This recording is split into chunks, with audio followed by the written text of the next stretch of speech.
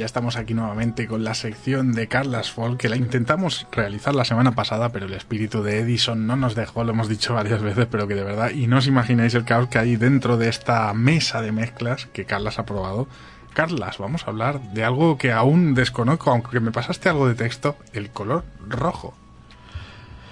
Pues sí, hoy vamos a tratar el tema del rojo, no el rojo directamente como color, sino el material que lleva el color rojo.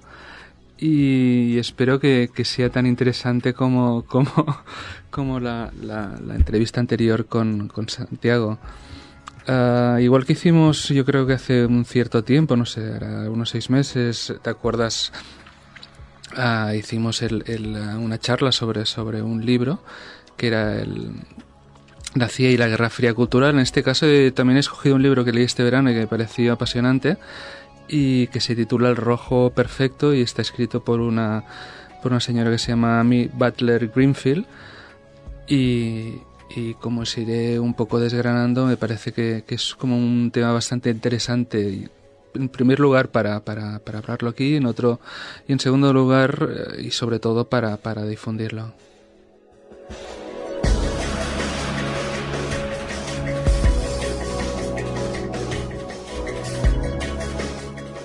Bueno, pues vamos a empezar con la primera pregunta. ¿Por qué este color y qué historia se esconde detrás de él y qué nos cuenta este libro que comenta?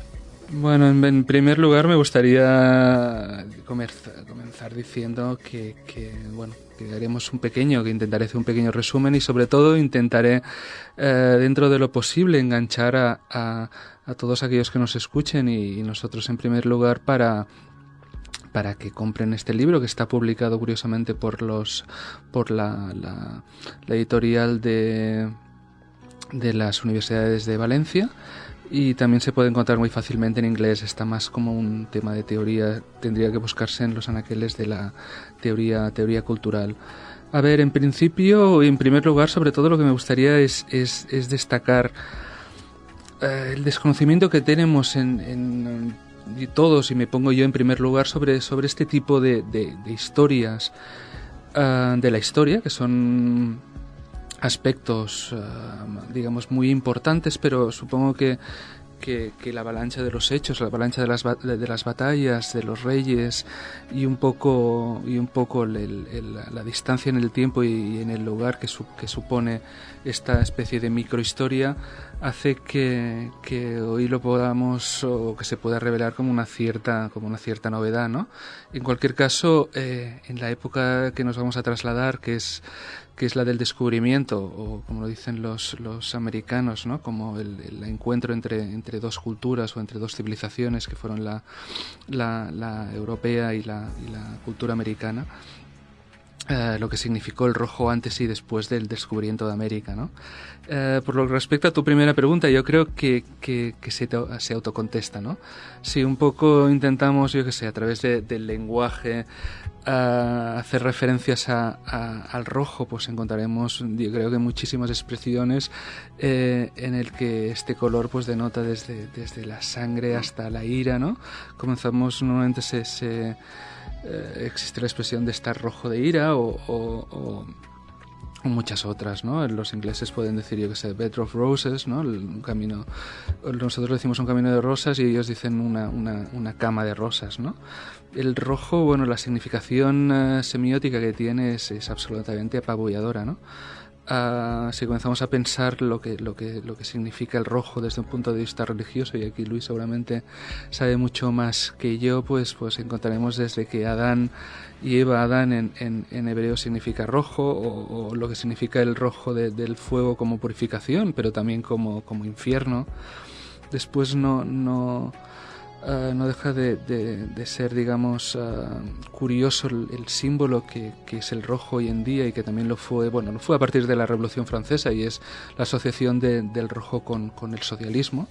Pero el primer punto, y sobre el que parte el rojo como socialista, es la Plaza Roja de Moscú, que en ruso significa plaza bonita, ¿no? Y de ahí viene la semántica en ese punto, ¿no? Seguramente que Luis recordará de qué color era la habitación de Isaac Newton, ¿no? Ese gran alquimista, y no era el rojo perfecto que trataremos aquí, pero sí que era un cárdeno, ¿no? Por la significación que tenía para los alquimistas. Más la rosa que el color rojo, pero bueno, yo creo que con estos 4 o 5 ejemplos espigados de diferentes temarios, yo creo que seguramente el rojo, a diferencia, bueno, quizá por detrás del blanco y negro, es el color que culturalmente, y para cualquier cultura, estamos hablando desde el rojo de Osiris hasta el rojo de Shiva en la India, tiene una presencia en todas las culturas como muy importante, ¿no? Y la carga cultural y la significación que trae hace que se pueda explicar una historia del rojo, que es lo que pretendo hacer.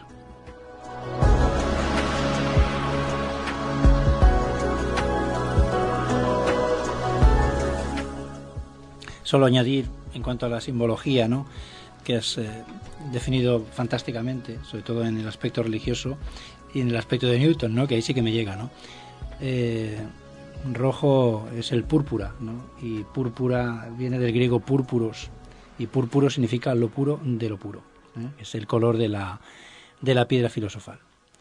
Y en cuanto a esto, para empezar, ¿no?, y con el tema del rojo, ¿no?, porque seguramente antes del descubrimiento de América, que tantas cosas preciosas nos trajo, ¿no?, incluso esa microhistoria que nos vas a contar sobre el color rojo que hablamos el otro día, yo desconocía totalmente, ¿no? Pero antes el color se utilizaba fundamentalmente pues para pintar cuadros, ¿no?, y también para hacer tintes, ¿no? Y es curioso cómo después del descubrimiento de América aparece un nuevo color, ¿no? Un color rojo perfecto, ese color púrpura, ¿no? Y nos lo va a traer lo que menos puede uno sospechar, ¿verdad? Nos lo traerá Cristóbal Colón. Como antes comentaba, hay un rojo antes del descubrimiento de América y un rojo después de que Colón pise la República Dominicana, aunque simplemente esto después nos llegará sobre todo a través de Hernán Cortés y la conquista de México. Pero bueno, no me querría anticipar, a pesar de que ya hemos dado unas pequeñas pinceladas de lo que significará, ¿no? Simplemente como un digamos un preámbulo para después poder entrar en materia y ver las batallas que supuso el rojo, que ya adelanto que son tan importantes económicamente y tan importantes culturalmente como eran los cargamentos de plata que venían de Potosí, ¿no? Si hacemos un pequeño, digamos, un vuelo de pájaros sobre lo que es la Edad Media, los tintoreros, y sí, podemos recurrir incluso antes a Roma, ¿no? Los tintoreros y todo lo que es la ropa, evidentemente tiene una importancia enorme, y el rojo, seguramente por lo que antes hablaba de las connotaciones simbólicas que comportan, y después por otro lado por la dificultad que existía en la Edad Media en conseguir un buen color rojo que no se destiñera. Y estamos hablando sobre todo lo que hace mención a la ropa. Es un color que se asociará a lo que es en la Edad Media a los obispos, o sea, al clero, y se asociará a la aristocracia. Hasta ese momento, y pongo la franja en el siglo XV, sigue existiendo el rojo como cualquier otro color, pero se extrae del sulfato de mercurio, y al final lo que irán comprobando todos los aristócratas en la Edad Media y en la Roma clásica es que es un color que se va destiñendo, un color que no es lo suficientemente brillante, y que cuando se está en contacto con la luz acaba convirtiéndose en un ocre y al final acaba convirtiéndose en un color negro, ¿no? Para hacernos un poco a la idea de lo que significó económicamente este color rojo y después lo que eran los gremios en la Edad Media de los tintoreros, estamos hablando de una de las de las potencias económicas más importantes que hubo, que es Venecia, consiguió ser lo que fue, y cualquiera que haya visitado y ver los palacios simplemente será una pequeña muestra de lo que este comercio supuso para este pequeño condado que atravesaba, que partía Europa. Tenían un poder enorme. El libro de Greenfield explica una pequeña anécdota, pero que es muy reveladora de lo que significaba el gremio de los tintoreros y del coste y del valor que tenía el rojo en la Edad Media, y es una guerra civil que hubo en Lucca en este periodo, en el siglo XII, en pleno apogeo de Venecia. Es la pequeña ciudad de Lucca, hoy una ciudad de segundo término en Italia. Hubo una pequeña guerra civil en la que una parte de los tintoreros, para no perder la vida, tuvo que emigrar o exiliarse, ¿no? Me imagino que en aquellas épocas no había medias tintas, y tuvieron la buena idea y fueron excelentemente bien recibidos en Venecia, pero se encontraron con la sorpresa antes de entrar en la ciudad que les acogieron y les dieron, el dogo de Venecia estuvo dispuesto a darles un crédito y aceptarlos, y crear un nuevo gremio de tintoreros de Lucca, siempre y cuando revelaran los secretos del rojo de la ciudad de Lucca. En aquellos momentos, y para hacernos una idea de lo que significaba, romper el secreto de un gremio, pues básicamente estaba penado con la muerte, ¿no? En esta tesitura, imagino que en aquellos tiempos la vida estaba complicada, pues fueron acogidos en Venecia, a cambio de que la ciudad de Lucca a partir de este momento tuviera un pequeño declive y fuera sobrepasada por Grecia, simplemente por este tema del color rojo. Me parece muy, muy curioso, yo no conozco nada de estas historias que comentas, y ver cómo parece que haya una mafia detrás de la búsqueda de un color perfecto que puede dar economía. Incluso apuntas aquí que una frase que dice: pese a que el gran público desconoce su existencia, fue un pilar fundamental para financiar un imperio. Es decir, estamos hablando de un color que se convierte en algo fundamental para financiar un imperio. Esto tardará un cierto tiempo. En primer lugar, un poco como os he explicado y enmarcándolo, es un bien, es una commodity muy cara en Europa.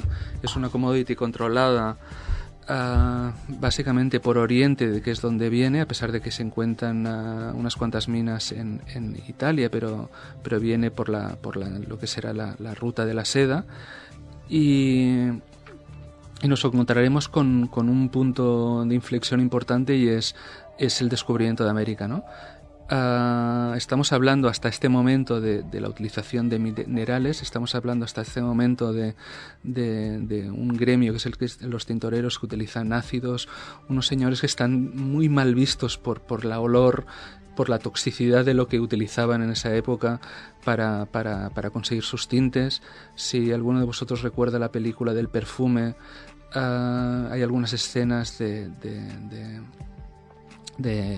pequeñas industrias textiles, y me parece que se hace una referencia de la supervivencia, del índice de supervivencia que tienen, y me parece que trabajar allá significaba pues bastantes pocos años, ¿no? Entre 5 y 10 años, y al final acababan pereciendo absolutamente intoxicados por los ácidos que utilizaban. Y nos encontramos que después de la conquista de México, y estamos hablando unos 40 años después de la llegada de Colón, Hernán Cortés, después de la guerra con Moctezuma, consigue la conquista de la Ciudad de México. Una de las anécdotas que explica Greenfield en el libro, y que realmente es interesante, y es interesante, como antes decía, leerlo y reseguirlo, es seguir la entrada y ponerse a su lado, porque realmente está muy bien escrito, entrar y ver lo que supuso para Hernán Cortés, y me parece que era una cuarentena de soldados que iban con perros y caballos, antiguos indios tenían algunos perros, pero no tenían los Rottweilers que traían, y lo fieros que eran. Estaban absolutamente... los habitantes de la ciudad de Teotihuacán estaban absolutamente horrorizados. Después estaba el tema del caballo, y la entrada en la ciudad la Ciudad de México, que al final es una pequeña isla que tiene la función de apabullar, en el sentido de que es absolutamente artificial, y era magnificente como factor de prestigio en su época, igual que pudieron serlo, yo que sé, desde cualquier monumento que existe hoy en día, desde nuestros aeropuertos. Y si echamos la vista atrás, las pirámides también tienen una función de prestigio. Una de las cosas que Hernán Cortés se quedó absolutamente maravillado en las pequeñas tiendecitas donde pequeños comerciantes vendían unas bolitas de un color rojo que él consideró que era inmensamente superior al que conocía de Europa. Me sigue pareciendo alucinante, porque ya digo que no conocía nada de toda esta historia. Estamos hablando de grandes conquistadores, Hernán Cortés, toda lo que fue la llegada a América, etcétera. Y todo esto, o sea, toda esta historia que has empezado a explicar viene solo por la búsqueda. Bueno, evidentemente no se conquistó América por la búsqueda de un color, pero quiero decir que Hernán Cortés llegó y vio unas tiendas y vio este color y le importó. Y lo entendió que era comercial llegar a este color, que supongo que hoy hemos hablado del rojo, como podía haber sido el azul o el amarillo perfecto, ¿no? No sé, estoy alucinando, la verdad. No, la verdad es que es muy interesante. Una de las el Hernán Cortés fue el primer virrey de México, y lo primero que hizo, tanto para conseguir y para organizar y estructurar su poder personal, y después, por otro lado, para conseguir de Carlos I el respaldo que quería como virrey de México, fue enviar pues un poco las muestras que se hacían en esos casos, ¿no? Era coger unos cuantos indios, cogió el color rojo, cogió animales, cogió patatas, un poquito lo que harían todos los botánicos ingleses en el siglo XVIII y XIX, que es recorrer el mundo en busca de nuevas especies, de nuevas plantas, y que... En otra microhistoria que mejor algún día hablaremos, desde María Antonieta, Josefina, la primera esposa de Napoleón, tenía un jardín botánico absolutamente maravilloso, y era una necesidad que tenía ella de conseguir un estatus social a través de la cultura y a través de la ciencia. Cortés hace exactamente lo mismo, que al final es un patrón de respeto hacia Carlos I, y es enviarle este color rojo. A pesar de lo que he dicho y lo que significó, tardará un cierto tiempo en significar algo para el Imperio Español. Y esto, es muy sencillo de explicar, ¿no? En primer lugar, todos los conquistadores que si miramos un poco el estrato social, eran hidalgos españoles. Iban en busca de la fortuna, y la fortuna para ellos en aquel momento, igual que para el rey español, eran los metales preciosos, con lo cual no en todas no toda en Hispanoamérica o en toda América consiguieron encontrar el oro para su gran desazón, pero lo que esperaba Carlos I y sobre todo Felipe II, que hereda un imperio en bancarrota, es dinero lo que necesitaba, y lo que tenía en mente con respecto a sus territorios más allá del Atlántico era los ingresos económicos que necesitaba para defender la cristiandad.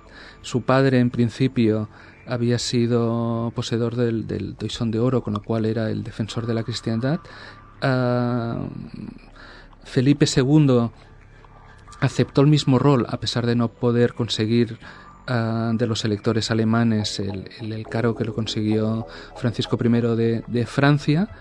Pero, como digo, en un principio lo que ellos vieron, y supongo que nosotros en su lugar haríamos igual, era la traducción del color rojo en dinero. Pero esto llegará medio siglo más tarde de descubrimiento de América. Conociendo el arte. con Carlas Folch. Sin embargo, un apunte que me haces que me parece muy curioso es que dices que aquí en lo que me has pasado, Felipe II, no sin cierta temeridad, había prohibido su venta a los pueblos protestantes. Exacto, como antes comentaba, el enfrentamiento... Bueno, en primer lugar, una de las cosas que nos explica, y yo creo que tendríamos que tenerlo muy claro, es que la religión ha movido la historia del mundo durante muchos siglos, y yo diría que actualmente hay una parte de presupuestos, digamos, religiosos importantes. El descubrimiento de América viene en primer lugar porque la ruta del Mediterráneo está cortada por el Islam en la parte oriental, con lo cual lo que intenta conseguir Colón es encontrar una vía para la India por el otro parte por la otra ruta, ¿no? El enfrentamiento de Felipe II con Inglaterra, o todo lo que significa el cisma del protestantismo y el cisma del anglicismo, bueno, la batalla se iba a diferentes términos, ¿no? Y una de las batallas es el bloqueo que hace Felipe II de la Cochinilla, ¿no?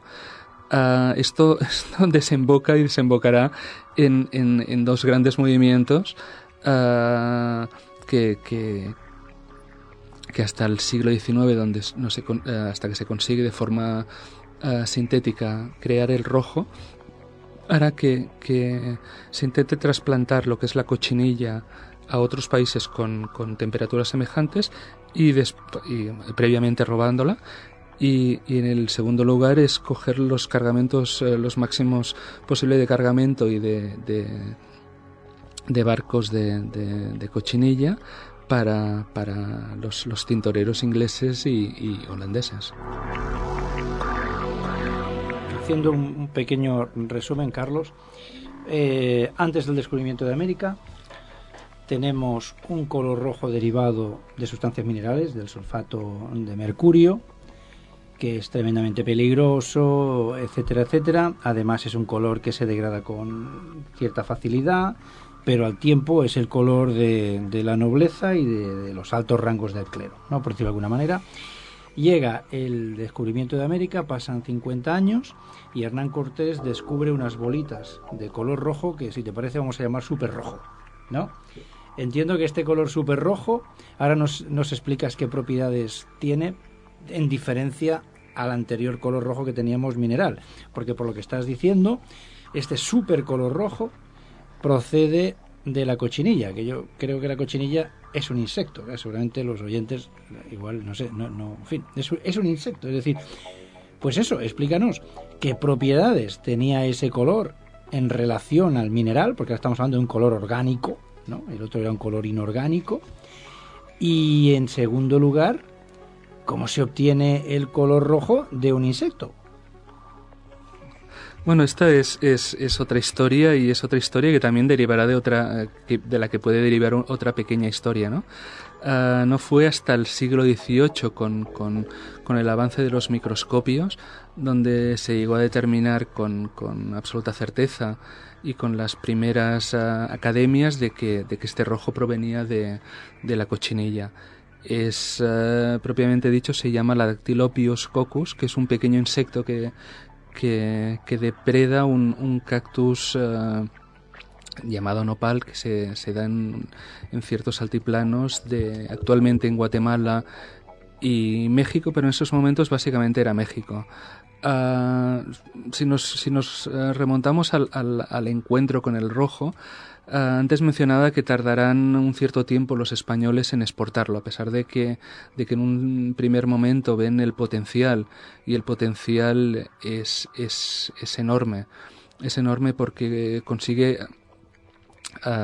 perdurar en el tiempo, porque tiene una calificación, digamos, una contextura que hace que los tejidos sean mucho más brillantes. Hemos de tener en cuenta que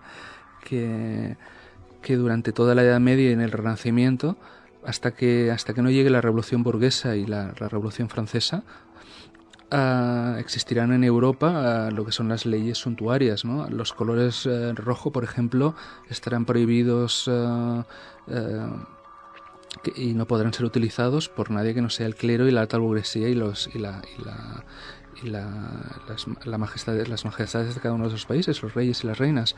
Estamos hablando de que estas leyes suntuarias, por ejemplo, a nivel de anécdota, por ejemplo, en Inglaterra prohibían el uso de botones para ciertas clases sociales. Estamos hablando de que los grises y los negros eran los colores que debían utilizar bajo penas muy severas los siervos de la gleba y los campesinos, con lo cual hay una discriminación, digamos, positiva que significan lo que puede significar la implantación de estas leyes, y una discriminación negativa, que eran los precios, lo difícil que era conseguirlos y lo difícil que era conseguir que perdurasen en el tiempo. Hernán Cortés, como comentaba, se encuentra con este pequeño insecto y lo exporta. Lo que ocurre es que en primera instancia Carlos I le da una importancia relativa. Estamos hablando que no es un rey español, es un rey más europeo, y nosotros lo sabemos por nuestros libros de texto y nuestra historia, por las revueltas de los comuneros. En España fue liquidando pequeñas oposiciones y de las ciudades castellanas y de lo que supuso la implantación de un régimen diferente en España. En cambio, Felipe II, que es un rey puramente español, sí que se da cuenta de la posibilidad que tiene y del potencial que tiene. Recordamos que heredó un reino en bancarrota, pero se encontrará con unas dificultades técnicas que tardará un cierto tiempo en superar. En primer lugar, el material humano que España exporta a Hispanoamérica son hidalgos, y si un poco recordamos, aunque sea por los libros de literatura, por el Quijote, pues es una clase social, digamos, intermedia entre la aristocracia y el pueblo, con unas prerrogativas, pero básicamente pobre, ¿no? Y además con una cierta alergia al trabajo manual, ¿no? Con lo cual lo que acabarán haciendo en México y en toda América es implantar la institución de la encomienda.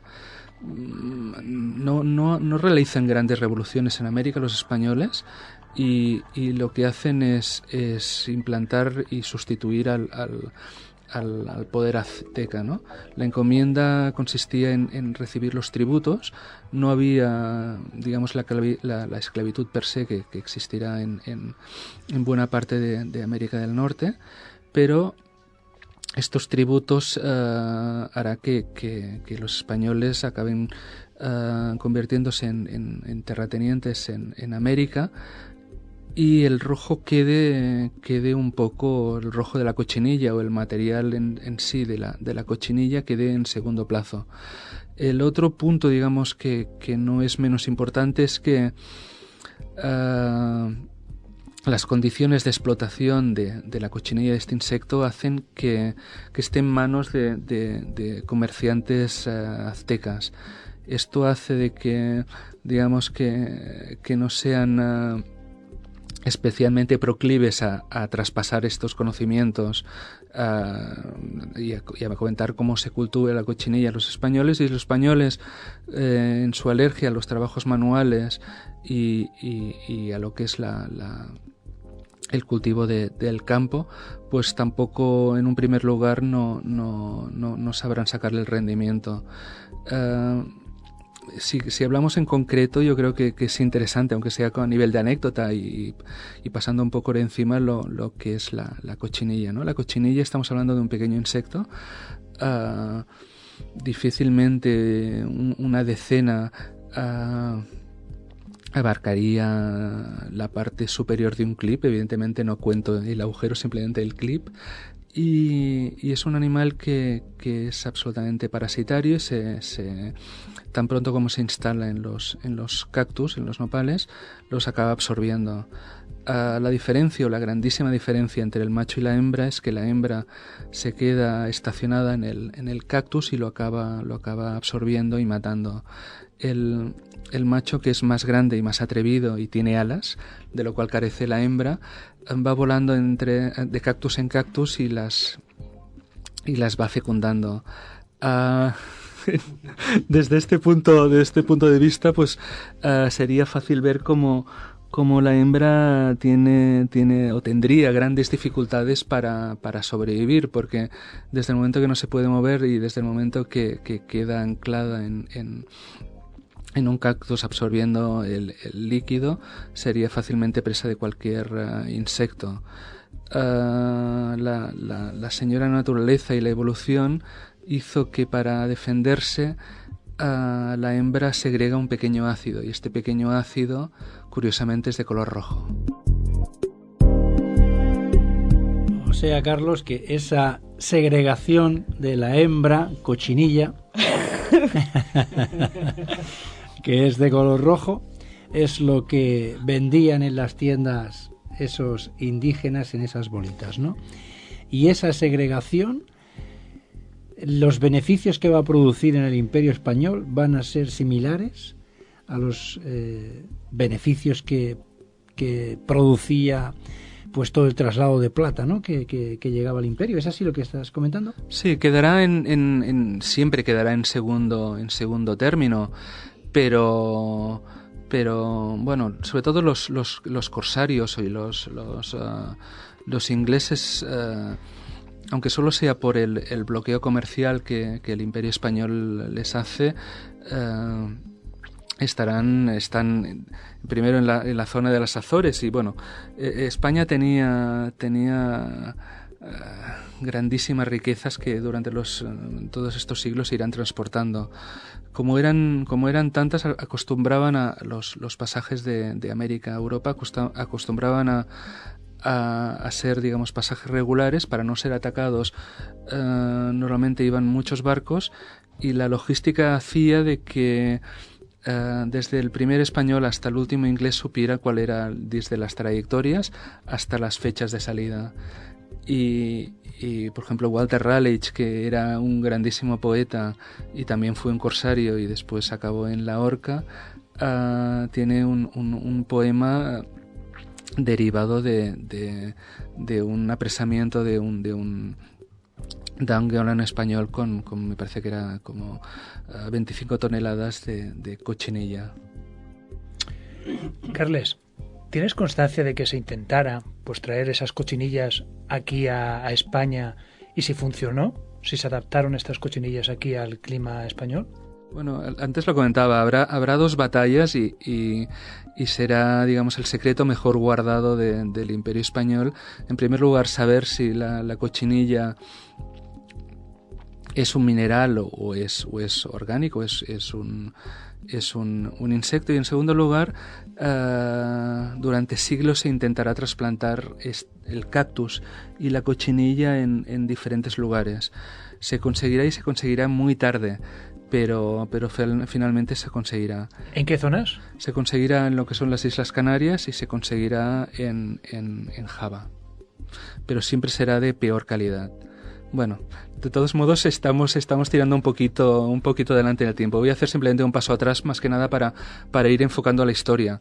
Como os comentaba, Felipe II se dará cuenta del potencial, pero de alguna manera tardará un cierto tiempo en conseguir cantidades, digamos, razonables de la famosa cochinilla. De todos modos, Hernán Cortés, que caerá relativamente pronto en desgracia con Carlos I, conseguirá el derrocamiento, conseguirá parcialmente la conquista del Imperio Azteca gracias a otro pequeño imperio que también existía en México, rozando la zona de Yucatán, que es un pequeño reino de ciudades-estado que se llama Chalaca. Y Chalaca estará en tiempos de Moctezuma y en tiempos de Hernán Cortés, estará en guerra en varias ocasiones con el Imperio Azteca, y conseguirá, aunque sea a duras penas, la independencia. Por eso serán los primeros que, con la entrada de los españoles en México, significarán sus aliados, y le ayudarán a la conquista y al derrocamiento de Moctezuma. Esta zona, que actualmente es uno de los 32 distritos de México, será la zona donde se dedicará al cultivo de forma más extensa de la cochinilla. Y como anécdota podemos decir que hasta hoy en día seguramente será la zona que, dado que tuvieron prebendas porque eran ciudadanos libres dependiendo directamente de Carlos I, conseguirán durante un cierto tiempo que no se implanten españoles, que no se implante el sistema de la encomienda, y tendrán una serie de prebendas y pagarán impuestos directamente a España. Este pago de impuestos lo harán parcialmente en la cochinilla, porque como cualquier commodity, sea brillante, sea oro, también en la época del Imperio Azteca pre-español servía como moneda. Se creará ya el gran flujo. El gran flujo comenzará a tener el punto de pivote en Chalaca, donde irá directamente a España. Carlas, el tiempo se nos echa encima, pero yo no puedo dejar de preguntarte rápidamente, nos vamos a saltar un poco de historia, pero ya hemos llegado a ese rojo perfecto. ¿Qué importancia tuvo el rojo perfecto en el arte propiamente, en los cuadros? En los cuadros seguramente será un tema menor, estamos hablando sobre todo en la ropa. Y cuando hablaba de que en la Edad Media el rojo acababa convirtiéndose en cobre y la calidad era baja, los olores eran fuertes, los tintoreros tenían un gueto aparte y estaban muy mal vistos a menos que fueran destino de jóvenes casaderas por la riqueza que tenía el gremio. Se difundirá sobre todo en la ropa. Hablábamos antes, y para acabar un poquito el círculo, lo que significaba el símbolo del rojo en nuestra cultura, ¿no? En la cultura, digamos, europea o en la cultura simplemente mundial, ¿no? Como el rojo, al menos en cuanto a estatus social, hacía referencia a lo que es el clero y la aristocracia. Aquí nos encontraremos con el declive del rojo perfecto, y el declive del rojo perfecto de alguna manera no vendrá por la producción, que sí que la vino, existió después de la independencia de México, no vendrá por la competencia leal o desleal, como quiera verse, cuando se implanta la cochinilla en Guatemala, sino por la Revolución Francesa. La Revolución Francesa, que es una revolución burguesa, y sobre todo las dos revoluciones liberales del 30 y el 48, digamos que a los burgueses el color rojo que se asociará al socialismo les gustará mucho, con lo cual nos encontraremos con dos puntos que harán mella en su precio. En primer lugar, que después de 3 siglos de robos subrepticios y sobornos, se conseguirá en España y en Java por los holandeses trasplantar la cochinilla, aunque no con los mismos resultados, y nos encontraremos que los burgueses no les gusta tanto el color rojo, y esto seguramente será el final de esta pequeña microhistoria.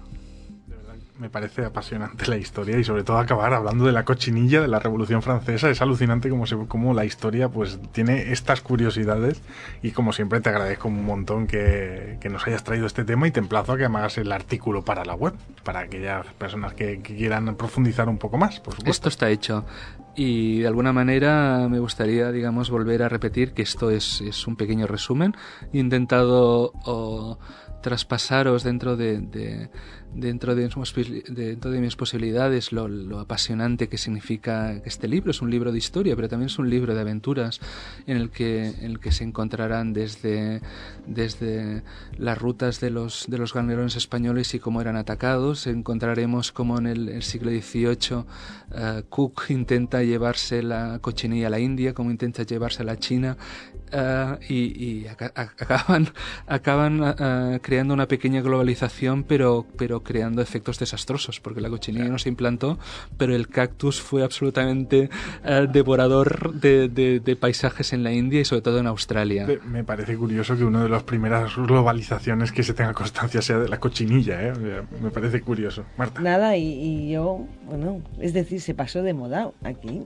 Llegó, esto está pasado de moda. Toma ya, después de todo lo que se lió con las cochinillas, que lleguen y digan los del poder, los de siempre, ¿qué van a hacer?